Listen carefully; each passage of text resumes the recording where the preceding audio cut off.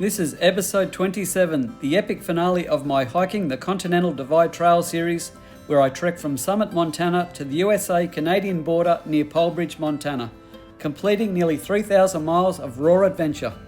With Glacier National Park closed due to COVID in 2020, my route skirts the park through Essex, West Glacier and Polebridge, weaving past pristine rivers and towering peaks. This final leg brims with every emotion, triumph, exhaustion and awe, as I reflect on the journey's challenges. From jumping in the deep end in New Mexico, the unbelievable snow challenges in Colorado, the absolutely stunning beauty of Wyoming, and then even a bear encounter in Montana. Join me for the thrilling end to an unforgettable CDT odyssey.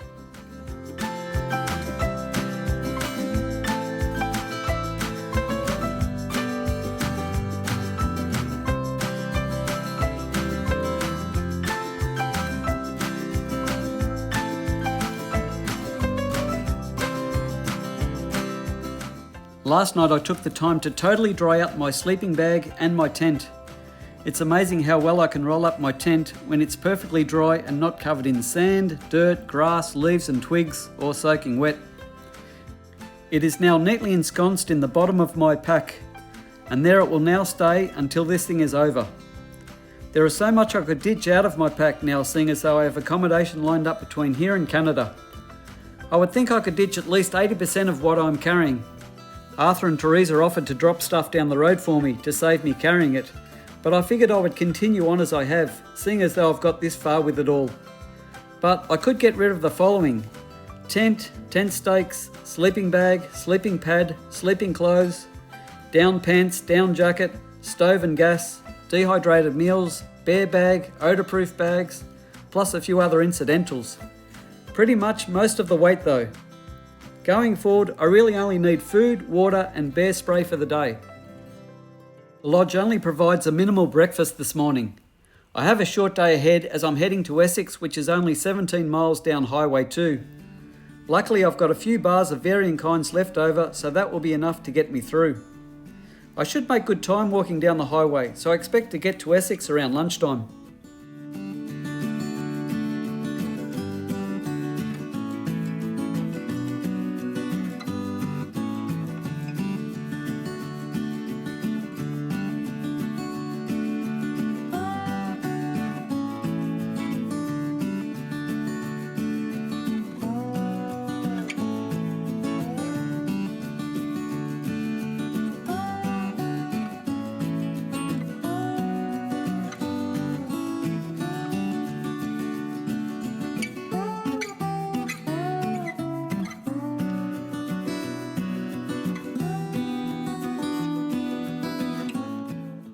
I've been going for about an hour and a half when Arthur and Teresa drive by.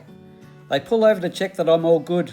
I thought Arthur was running to West Glacier, but they are staying a second night at Summit, and so they are driving to West Glacier where Arthur will run back from. I'm a bit concerned about this for him though, because I've been walking downhill for all this time, so he's in for a tough uphill finish on the way back.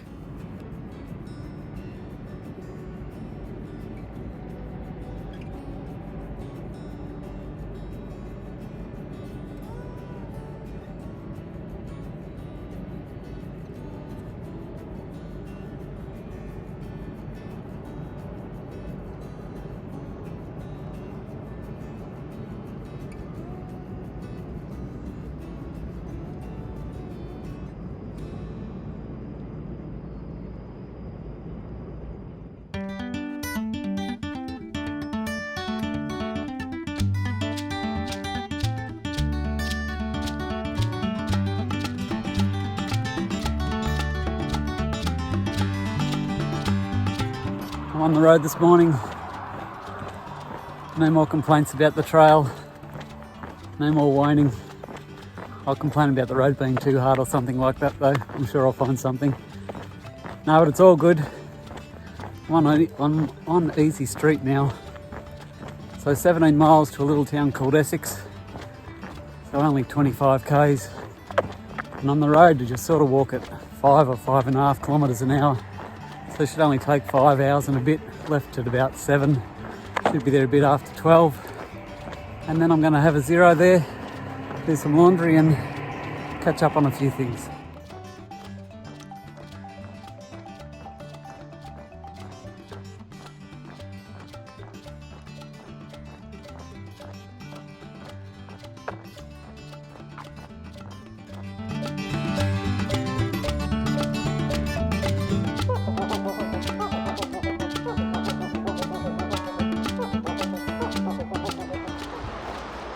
So I've been walking mostly downhill now for nearly 20 kilometres, and now it's time to go uphill for a little bit.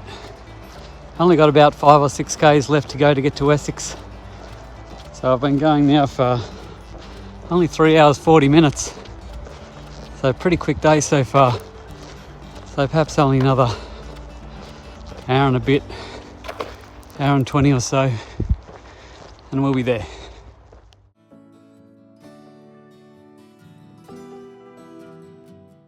At around the 12 mile or 20k mark, I enter the famous Glacier National Park. I'm only getting to see it from the road, but the mountains are spectacular. They rise up so sharply and steeply. They are not overly high, at least on this front range, but they are just amazing all the same. I've been following the middle fork of the Flathead River down through a valley. It's crystal clear and has beautiful shades of green along the way. These mountains rise up on both sides and continue to amaze around every corner.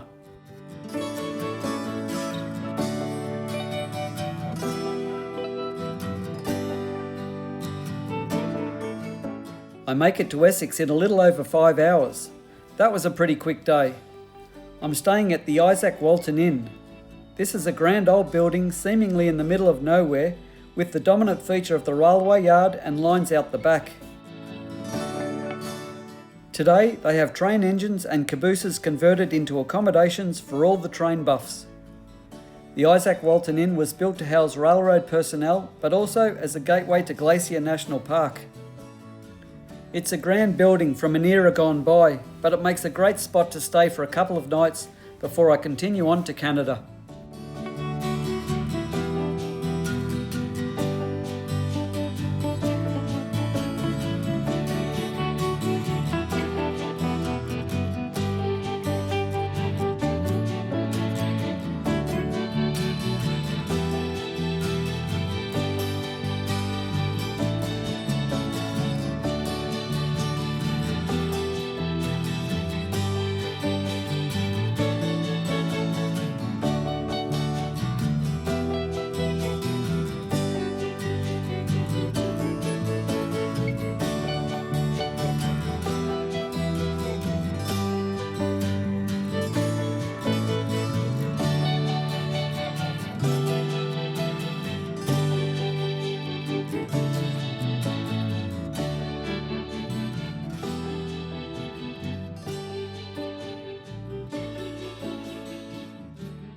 I unexpectedly bumped into Arthur today while I was enjoying a 0 day at the Isaac Walton. He changed his plan on the 44-mile run, but still managed a big 30 miles up the highway. So he stopped in here for breakfast and is now going to hike the downhill section from Mariah's Pass. A much smarter and more sensible option, I reckon.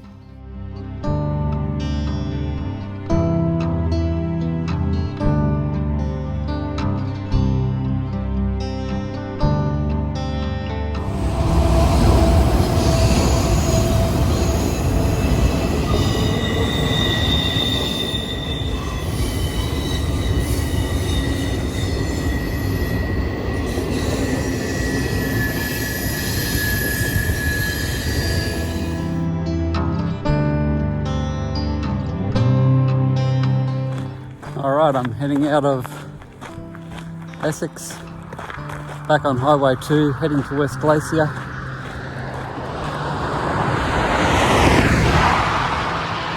Believe it or not, it is dark out.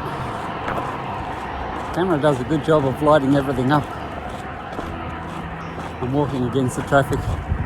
You notice I've got my red flashing light. My headlight's got this flashing light, which is handy for today. I've never had to use it up till now. That's pretty good when you're walking down a highway and cars are coming at you at 70 miles an hour in the dark.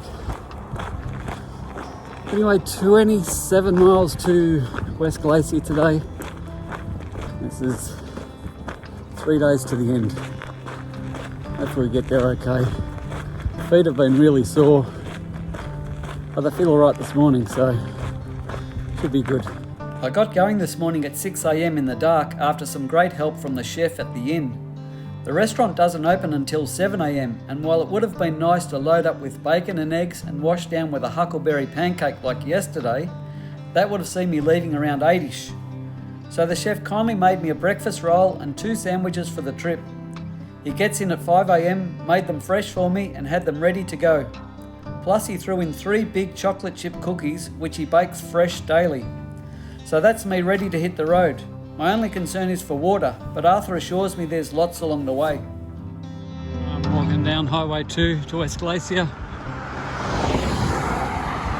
My shoulder has got decidedly thin. So I head over this railway bridge.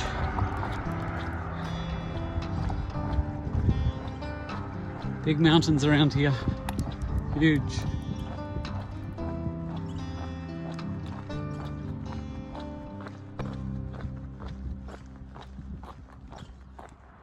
I've been going now for 4.5 hours. Time to get some water. How's this river? Look at the beautiful colour, how crystal clear it is.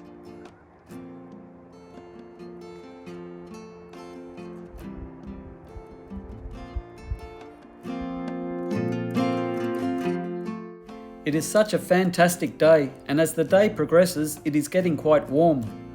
The beautiful green waters of the Flathead look very inviting, and as much as I wouldn't mind a swim, I bet it's mighty chilly in there. So I'll leave that for another day. Let's just stopped and pulled over. Gave me some cherry cola. Thanks heaps. Thank you. And pull out bags of goodies. Take my pick. So that's another example of the fantastic people I've come across here in America. Just made the whole experience so wonderful.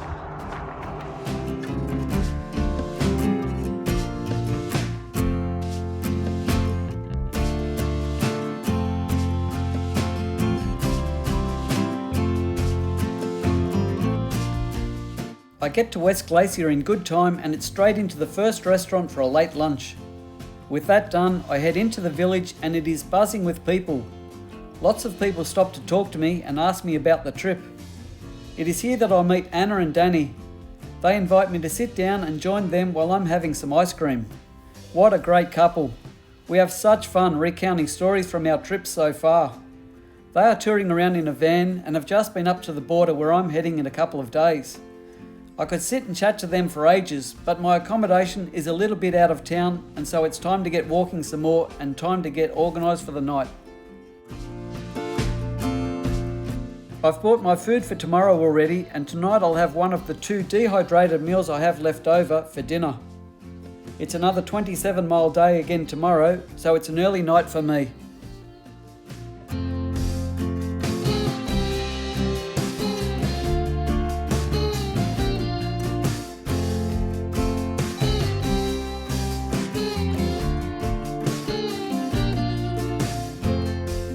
My hotel last night was about 10 miles out of town, so the first thing I have to do is get a hitch back to West Glacier. I'll walk a kilometre or so down the highway in the dark. With all the hikers and bikers around here, I figured I would have no trouble getting a hitch, but I didn't expect it to take as long as it did. Still, I managed to get a ride from a kind gentleman towing a big horse float. He even turned around to come back and get me.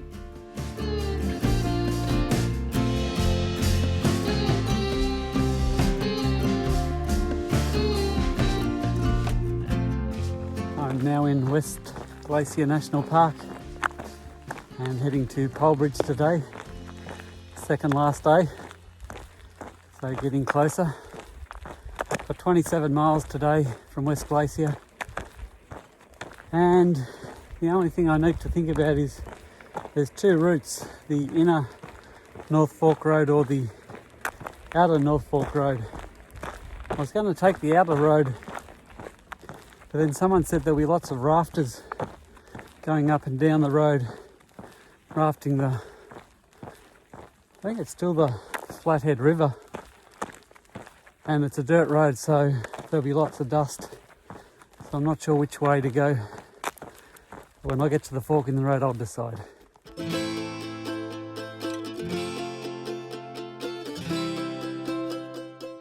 I'm heading northwest on Camas Road through Glacier National Park to Polebridge. I turn away from the famous route through the park in the Going to the Sun Road. This route at Logan Pass, its highest point, is known to accumulate 80 feet of snow in the winter. I think I'll have to come back and drive it when this is all over.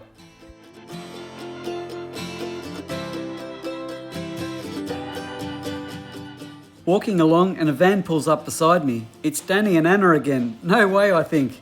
Our crazy chats continue with much laughter, only this time for not as long, as Danny is stopped in the middle of the road with nowhere to get off. It's great to see them again though.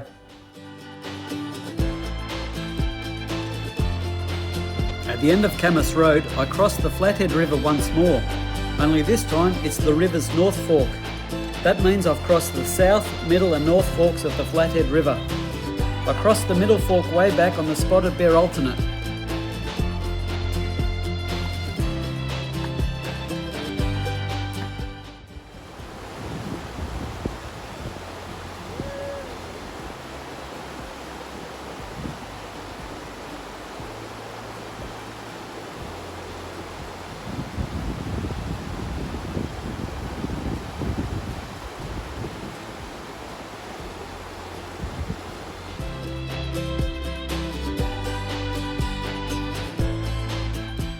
The end of Camas Road also brings an end to the hard asphalt road. People said I wouldn't like this next section of road because it is gravel with lots of traffic throwing up lots of dust. But my feet won't take much more of the hard surface, so I'm happy to suffer a little bit of dust if it gives my feet a bit of a break.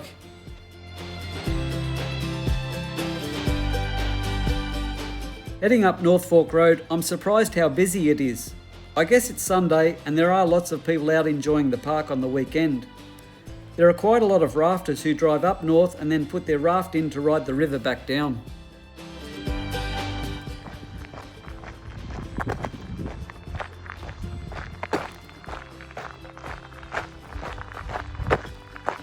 After a short walk in off North Fork Road, I make it to Polebridge. Clearly this is where most of the traffic was heading. The place is packed. It only consists of a saloon and the mercantile store. Somebody calls out my name and I turn to see it as Teresa.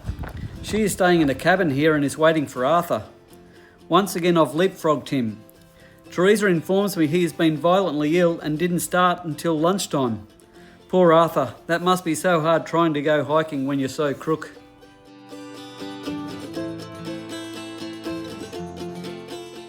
I get to thinking how lucky I've been health-wise. I've had no coughs, cold or flu, or COVID for that matter. There was only one day in Steamboat Springs on a 0 that I woke up with stomach cramps. Aside from a few scrapes and scratches, that's about it. Oh, except for my hand. That's still bothering me. All these months later. I'll have to get it x-rayed when I get home. There are some mountains around here with some unbelievably jagged peaks.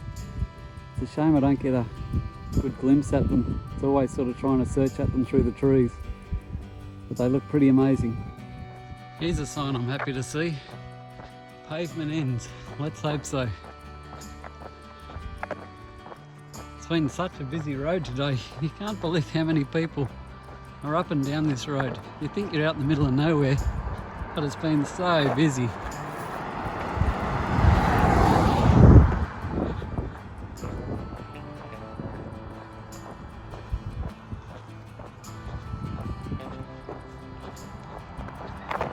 Here's another one.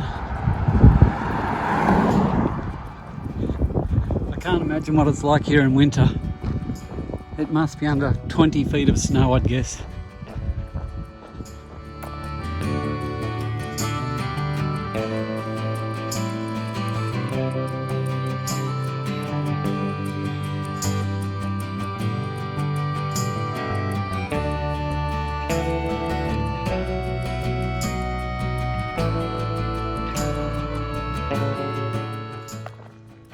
And Polebridge, here we come. It's been a longer and Slightly tougher day than I expected. Really just sore on the feet. Maybe when you're expecting to walk faster, it doesn't happen, you think it's harder. Wasn't really that bad. But nearly there. Done 44 Ks. What's that, 27 miles in 9 hours and 19. So here at Polebridge tonight, and then it's only 21 miles to the border tomorrow. Woohoo! Nearly there. Arthur hasn't turned up at Polebridge, so Teresa and I decide to drive down the road to check up on him. The only problem is we can't find him. After going way past where he would have been by now, we turn around and head back to Polebridge. Thankfully, he's there waiting for us on the cabin porch. His ailments are exacerbating. I'm able to get some expert medical advice from my sister Louise, thanks again Louise, which helps understand what's going on.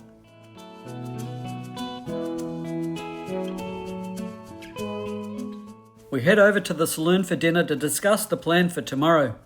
At this stage I'm not sure there is going to be one for Arthur. He asks me what I'm doing and I inform him that I'm going to leave here at 6:30 in the morning. He decides he's going to get up at 4 a.m. Teresa will drive him down to where he left off yesterday and hike the 5 miles back to Polebridge, where he will meet up with me and we'll head off to the border together. Sounds like a good plan. Let's hope it comes off.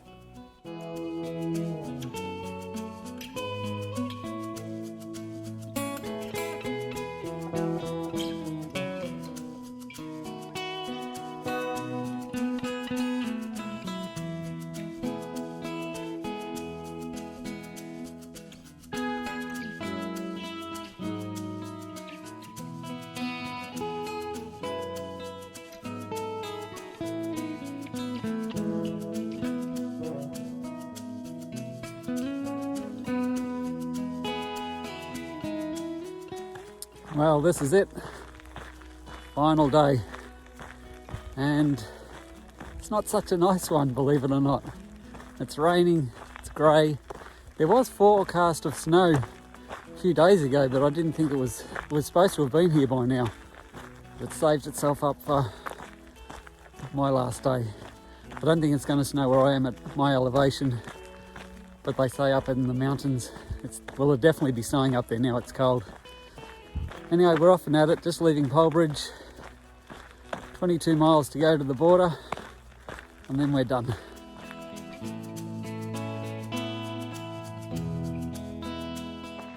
Getting closer, 16 miles to the Canadian border, and look who I've got with me.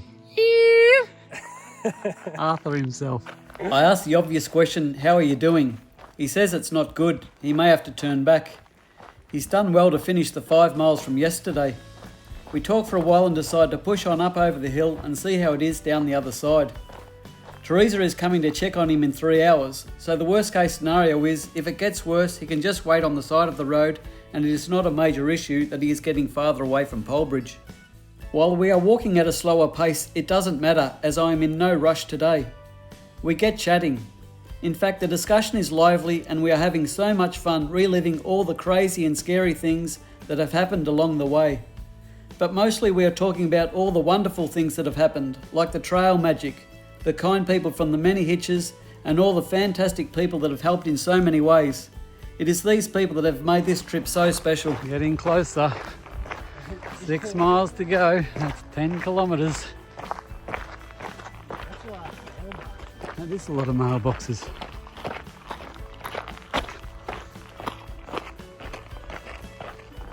Started out the day in the drizzling rain, and as we're getting closer to the border, it's starting to drizzle again. Just to keep reminding us we're still on the CDT, or sort of. It can't be easy, even with about 3 miles to go, but getting closer still. A few miles from the border, another hiker pulls up and joins us for the last bit. This is Gingerballs, who Arthur has had a running battle with trying to beat him to the border. Gingerballs hiked the Appalachian Trail in 2018, the Pacific Crest Trail in 2019, and now is about to complete the Triple Crown of hiking by finishing the Continental Divide Trail in 2020. Great work, Gingerballs. No way, check this out. This is the way less travelled B&B where I'm staying tonight, and look at the sign. Congrats CDT hikers, you rock. G'day Damien. How cool are they? Thank you, Nancy. I was a little disappointed with this finish because I was like, I'm just gonna fucking walk down this road, and now I got to see a bunch of fucking dirty hikers. It's good. Yeah. Okay, so hang on. You guys have got to introduce yourself. So what's your name? Timber. Coins. Google. Bear magnet. Nice to meet you. Ginger balls. So you're cool. RTD2. Ginger Balls was amazed by Nancy and Paul's sign too. He said he had been seeing my comments in the Far Out app for so long, and then when he saw my sign he was saying, who is this guy? And now with just a short while to go, we get to meet. Got there late and Well folks, ranger was there. here we are. You have a permit? We made it. No, I was like, I'm just going to do the loop and I'll be out.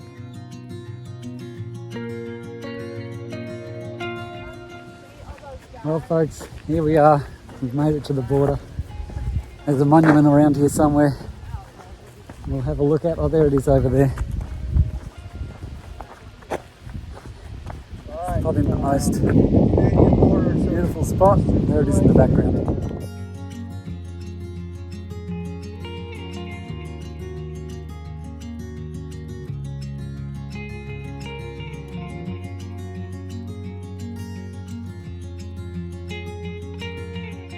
Alright folks, here we are, we've made it.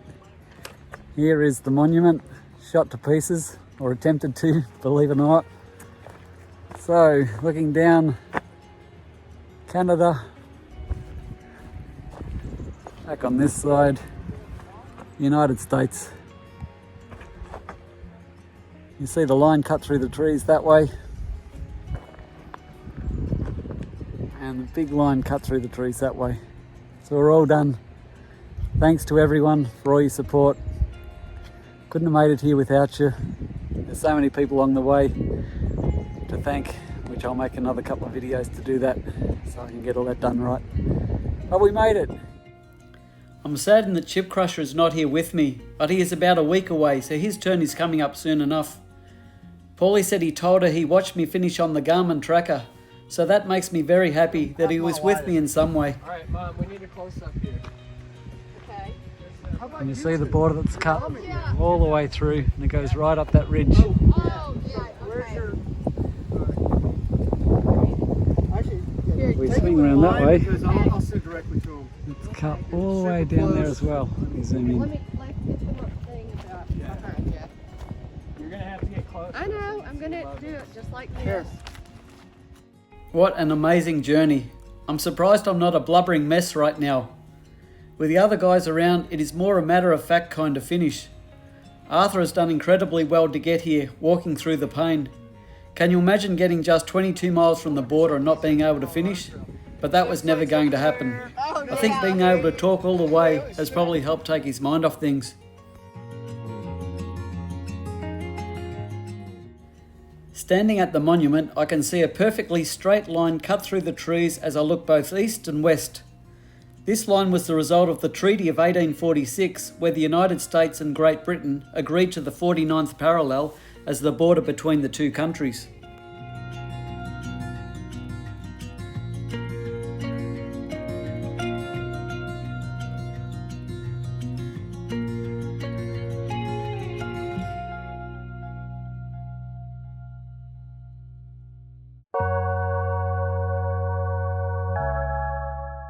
With the photos all done, it is time to jump in a car for a change. No more hiking for me.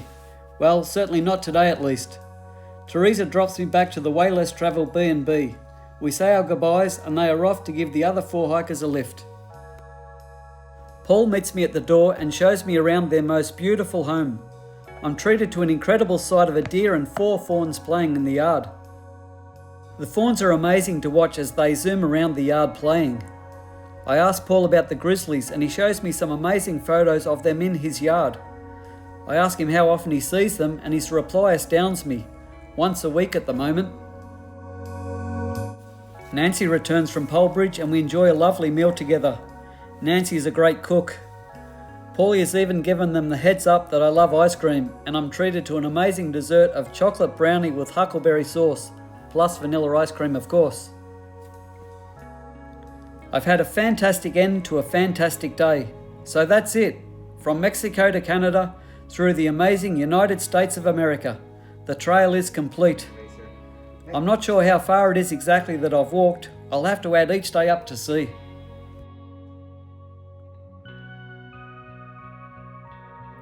Oh, there's two more over there now. Oh no, the 5 might be coming.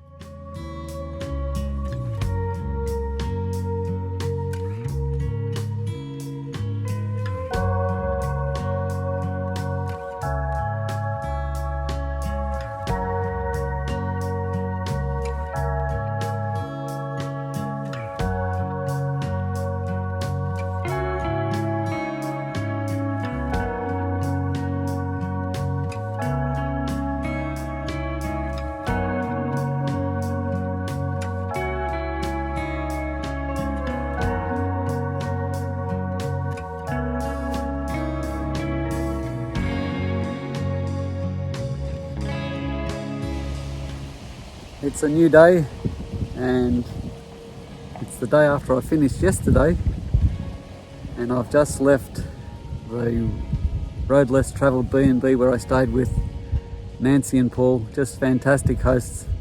If ever you get to America, you want to come and see a special place, get up here north of Polebridge towards the border and go and stay with Nancy and Paul. They were just amazing. And Paul just drove me down here. I'm back in Polebridge, and it only just hit me driving down. I thought, gee, now what am I going to do? Like, it really is over. So the first thing I need to do is thank so many people for their kind support and amazing help along the way. Firstly, I need to thank Chip Crusher for his amazing help and support all along the way, especially early on in Colorado, where I'm not sure I would have made it through without him. So I'm about to go and see if I can find him now. Got a couple of days up here, so I've hired a car, so I'm going to drive around and see if I can catch up with him somewhere at a trailhead. So hopefully that can happen. Secondly, I need to thank my sister Pauline, who I think was unwittingly co-opted into becoming my tour manager. And I couldn't have had anyone better to help me. I'm sure I've driven her early to grey hair, no doubt, with all the stress and worry I put her under. But she was unfailing in her help, was always there to help me out, so thanks, Paulie. And then, of course, early on to Webbuster and Catherine. Webbuster was fantastic. It was always great to know that he was there for advice or help, support, offered to come and pick me up when there was trouble, all that sort of stuff. So just amazing. So thanks, Webbuster. Since I've now finished, I'd like to take this opportunity to thank all the people that helped, supported and encouraged me along the way. Firstly, to all those hikers that have put a huge amount of information for free out there on the web. For someone who had never done an overnight backpacking trip, this was invaluable. Some of the best sites that helped me get started are the following: Erin Wide Savers Walking with Wide, Bungsy's Ultralight, Brad Shepherd McCartney's Bike Hike Safari, and Johan Georgiev's thebikewanderer.com. Also, there's Brendan from Blue Boy Ultralight. Brendan was a great help back in Sydney while working at the Montbell store. Dan Durston. If you want to see the best hiking series, check out Dan and Tara Durston's yo-yo hike of the Great Divide Trail in Canada on YouTube. Dan was also very generous with his help and advice while out on the trail, so thanks heaps, Dan. Thank you to my sister Louise for all the medical advice out on trail, which kept me and fellow hikers going. Thank you to all the trail angels, the CDT trail volunteers, the people who so wonderfully stopped to give me a hitch when I was looking for one, and all my fellow hikers that I met on trail. Thank you. Finally, and most importantly, thank you to my wife Jacqueline. Thank you for your selfless support, patience and understanding in indulging me in chasing this dream of hiking the Continental Divide Trail.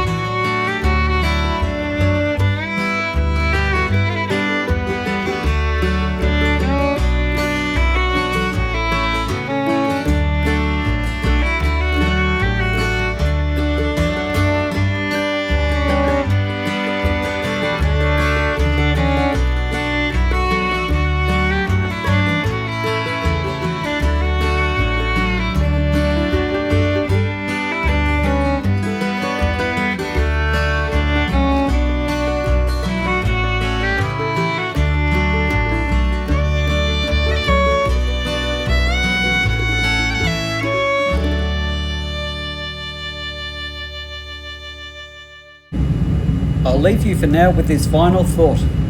I've been to the mountains and I've seen from the top.